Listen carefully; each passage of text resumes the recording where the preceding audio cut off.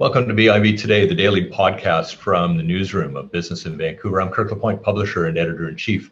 A new entrant has arrived in the BC Liberal leadership race. He changes the complexion of the race, I think, in that he hasn't held or run for office before.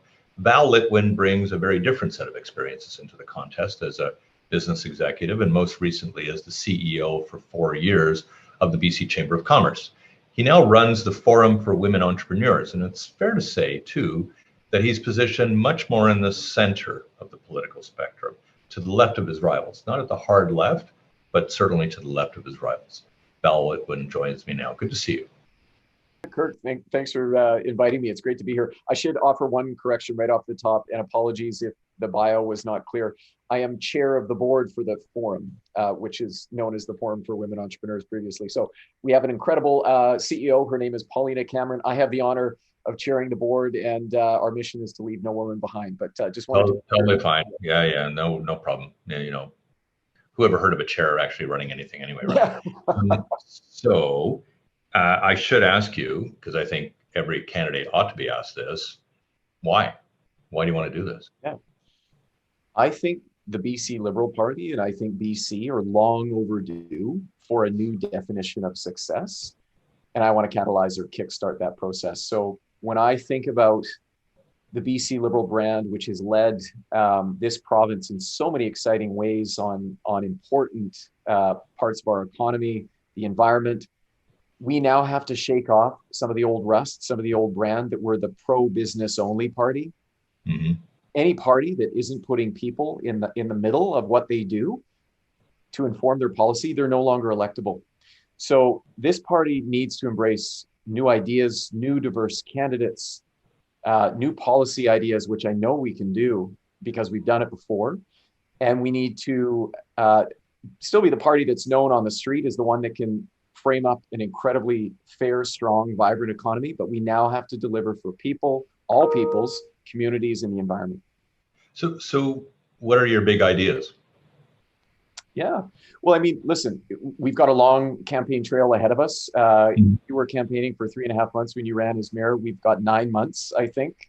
So we're not rolling out all the policy right away. But what I can say is we're building the policy platform around this idea that this notion that actually, let me change course a little bit. When I was CEO of the BC Chamber of Commerce, I had the front row seat to the carnage that was happening at the local level on people and communities when economies were falling apart. When economies falter, the social fabric starts to fall apart. So what is driving my platform is the fact that I believe we need healthy economies to sustain healthy social services. But this party has, I think, missed the opportunity in the last number of years, not without intention, good intention, to deliver now more meaningfully for people and communities in the environment. And the reason I'm saying this is the problems we were dealing with even 5 years ago, they are so different and so much more intense now. Racial injustice, the need to step up Indigenous reconciliation, climate change, coming out of COVID, homelessness, eroding affordability. The old solution set won't work moving forward. And 61% of the population now, Kirk, as you probably know in BC, is either 39 or younger. We need to speak about the issues in a different way. I think we need to dial back the partisanship and bring real solutions to some of these complex problems. So for me, it's about still figuring out how we create a vibrant economy, but we deliver in those ways around that piece so that we can become an inclusive and vibrant place for everyone. I haven't heard an institution ever not say that it wants to attract younger people into its mix, everything from political parties to the CBC, How do you do that these days? Yeah. Well, I mean, I think, first of all, you have to reflect what you're trying to attract. And so this is not to say I'm not prepared to embrace and support and thank the wisdom and experience of this party. I totally am. But we need to go out there. We need to speak to young people. We need to speak to more diverse people. We need to get into every nook and cranny of this province and engage in the most meaningful way possible. So for me, it starts with how we engage with people. The second piece is speaking to the issues with an authenticity and an urgency that is being felt by the people who are encountering those issues. So if we look at affordability in the Lower Mainland, and Kirk, as you know, this is now something that's impacting communities around the province. A lot of young people in BC are going, yeah, I love it here. My family's here. I can't afford to live here. Or maybe I'm getting by right now, but I don't know how I see myself here 10 years from now because an average home is over $1 million. That's not me. And the market keeps going like this. So we have to lean into affordability in a whole new way. And we might get into some more policy particulars here in a bit, but certainly tackling affordability will be a big part of the problem, big part of the problem we need to address to reach a solution to talk to those young people. So you're still a step and a bit away from actually trying to get that young vote in a true sense, unless you're trying to sign them up for memberships here at the BC Liberal Party. Your first obligation, your first task in this is to try to beat your rivals in all of this. How do you position yourself in this race in such a way to give you a shot at winning? Yeah. So I'm the outsider, right? But I'm the outsider who comes with experience. So I think I can own the fresh approach, the new ideas, the outside the box thinking. But someone who's been for the last 8 years deep in public policy, listening to people in communities around BC, finding out what's keeping them up at night and delivering the solutions to Victoria and Ottawa. I've been an entrepreneur. I co-founded a franchise company with two incredible female business partners called Blow Dry Bar. We scaled it across BC and then Canada and then the US and ultimately overseas. We sold that business. It's now at 95 locations. I was also a social enterpriser, working out in community, trying to build social capital and raise awareness for the power of communities to give back and support each other. And then, you know this as well, Kirk, I was VP operations at Nurse Next Door, which was, I think, still Canada's largest privately held home health care company. So I was running operations for North America. I have a ton of experience in business, and my whole career path has been where business people and community meet. I understand people and the need to serve and lead with compassion, but I also understand balance sheets. So I think for the people that are looking at the BC Liberal Party going, you know what, we like this idea of strong economy that delivers for people, but we want to move into the future with a new candidate, I think I can be their choice. What are your worries about the BC Liberal Party right now? You know, I'm actually excited for the party. Writ large, I think we have an exciting and diverse field of candidates. I do hope Renee Merrifield enters the race because we need a woman in this race, at least one. But I think the field is shaping up. What I'm spending a lot more time thinking about, though, is, you know, how willing and keen is this party to talk about the core values and principles that drive us into the future. There's a lot of talk about a name change, and that's great. But my take on that is if we're not willing to go deep and do the more profound work around what we stand for, how we think we're going to get to that vision 10, 15, 20 years down the road, a new color palette and a logo doesn't really matter a whole lot. I said this in my op-ed with BIV, that this young generation, millennials and Gen Zs, they are the most brand savvy generation in the history of humanity. If they just see a new color palette and a logo slapped on the same old car, it's going to be a big problem for us. So will we have the deep conversation? When I hear people talk about the name change or the rebrand, my inference from that is that people are uncomfortable with the term liberal being applied to a party like this. Are you uncomfortable being called a liberal? No, not at all. No, I certainly not a BC liberal. This is a coalition party. It's a big tent. The thing that is sort of interesting to me is the name. I think we really need the name in the jurisdictions where we really need to attract that younger voter, and I think this is the right name for that person. But I think we need to talk about openly, authentically, about who is in this tent and what we stand for. And for me, again, that goes back to the core value and principles conversation. Yeah. Can you as a party, though, accommodate what originally established it, which was that very wide tent where you had social conservatives and economic liberals all mixing and matching, given that you could kind of point to the NDP as the opposition, given this, especially that the NDP has kind of moved in some convenient ways toward the center. in its term? Yeah, I think we have a huge opportunity to still be that middle track party and to be a big tent. One thing I will be unequivocal with in my campaign is the message that under my leadership, this party would not tolerate intolerance. And so if that is not comfortable for some people that are currently in the tent, that is what I'm selling, that we need to be an absolutely inclusive party where everyone feels welcome, everyone feels safe. And I think, frankly, that's just a core value held for myself first and foremost. But I think if we're talking about how you win an election, no party that says otherwise can get over the finish line. So we need to have a much more transparent and robust conversation with the base and the people we're trying to pull in. There can be no room for intolerance anymore. Yeah. You started the campaign without really an endorsement out there. A lot of campaigns start with endorsements. First handful of MLAs, senior party people, maybe who knows, celebrities, for goodness sake, who knows. You started without that. Are they important?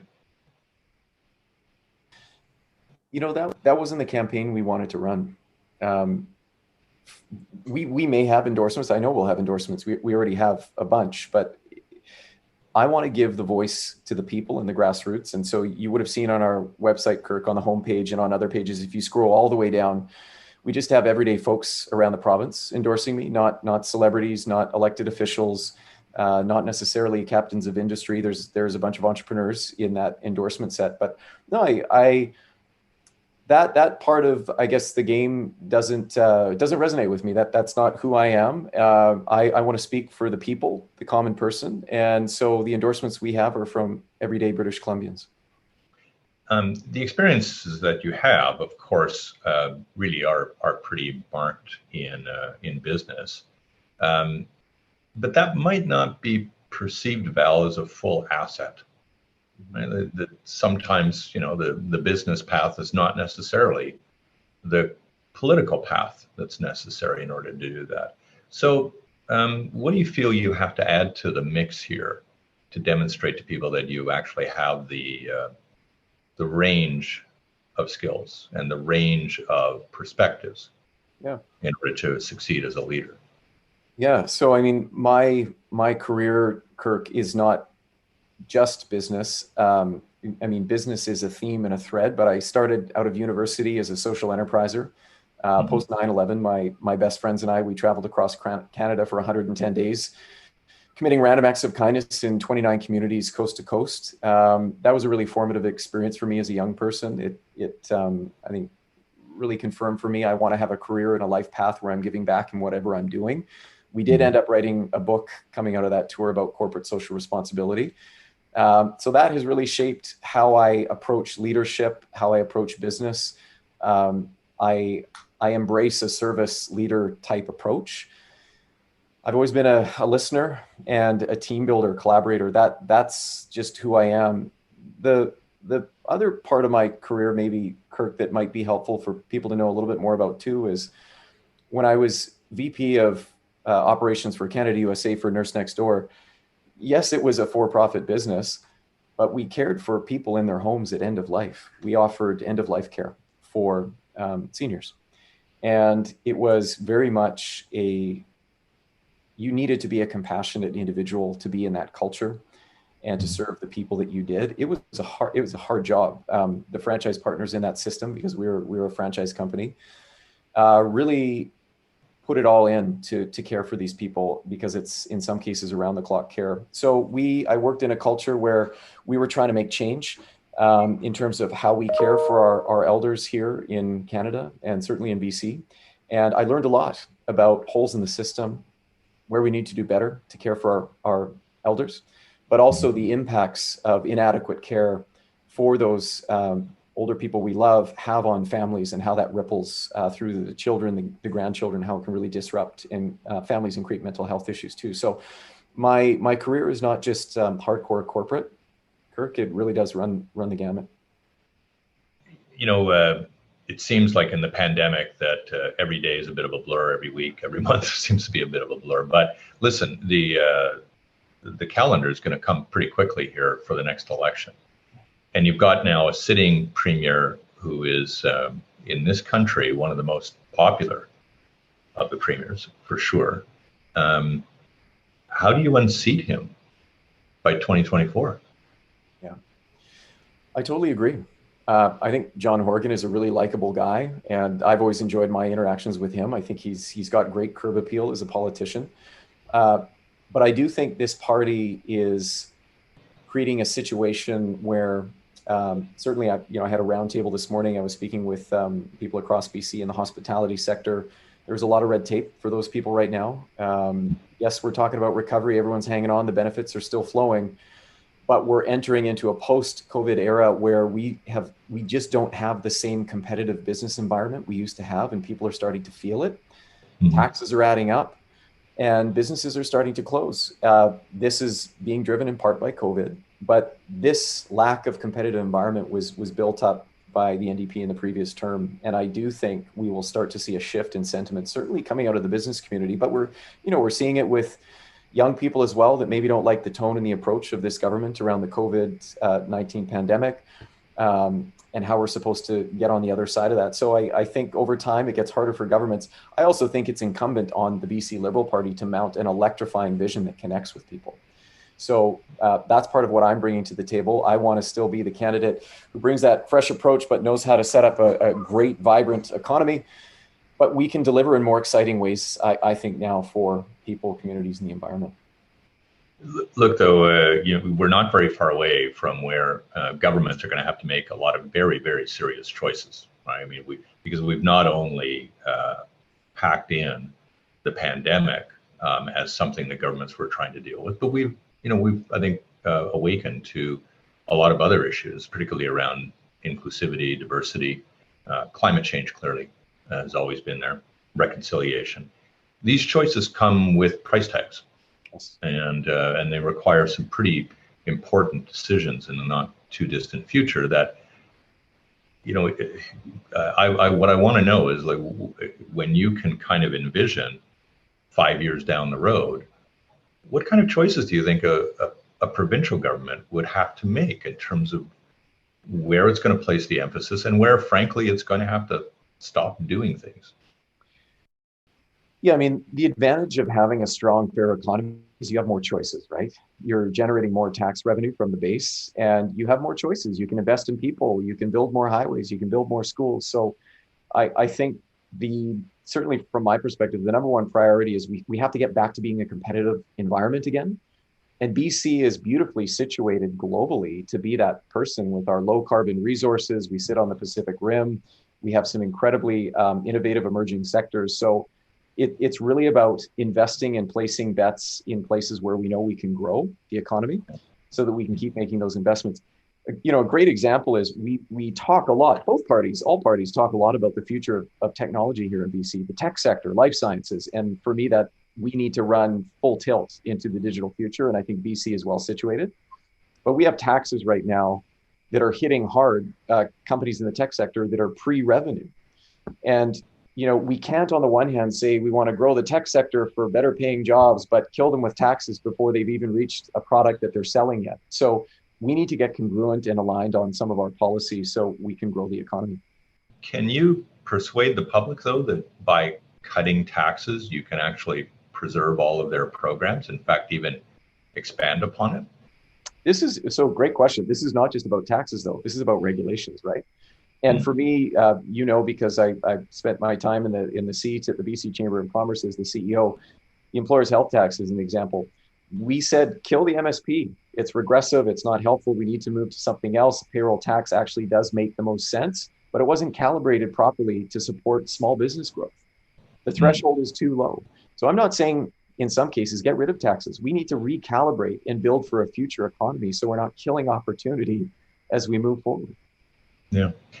Listen, I know so far anyway, you've been quite cautious in how it is that you've answered the question about whether you'll run if you were not to win this race.